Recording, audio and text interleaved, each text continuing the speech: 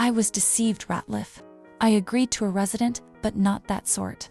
Arlington is a publicly funded institution, and we cannot ignore public outcry. What do you propose we do then? We fire the woman. The bylaws state that I'm the law at this school. The air in Gray's Perch was thick with avoided tension. The inhabitants isolated themselves in their own specific corners and refused to break the barriers. For weeks it was like that, each segregated by choice and perfect politeness.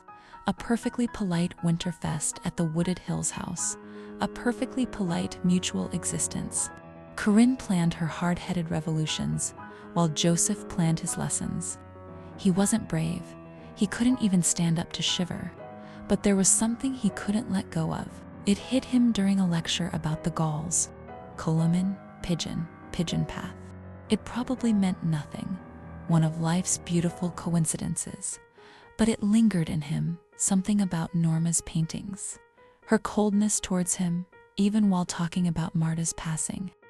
She had gone to the Barrys, gotten married, had a son, become a painter.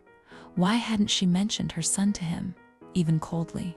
If Corinne couldn't convince Arlington or Ravenwood Association, she could surely convince suffragists to care about the plight of colored women.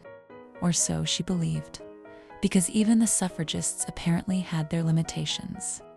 As Florence put it, they cared about gaining the vote for colored women as well, but didn't want to complicate racial matters.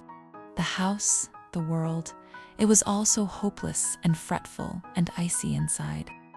Fear is the scourge of man, Corinne once quoted, and there were some that were more fearful than others. Auntie Irma. Mrs. Ratliff, I'd like to talk. Auntie, are you all right? I fear your wife thinks me a fool, but there are things she doesn't know, things that you don't know. There's so much your mother never got to do, never got to tell you. Have you ever really looked at her, at me, at even yourself? When I received the acceptance offer, it was from one Nicholas McDermott. If I'd known you were a Ratliff, you wouldn't have come. No, I wouldn't have come. At the end of the year, Ida threw a celebration for the start of the next chapter. It was the first time that Gray's Perch had truly been all together. And in the quiet part of the house stood Norma. She was unused to such fanfare, especially considering she was the source of such turmoil. You look like her, just like her. A miracle considering your father. That's the first time I've heard you sound like yourself. I don't know what I've done to receive your ire, but I'm sorry for it.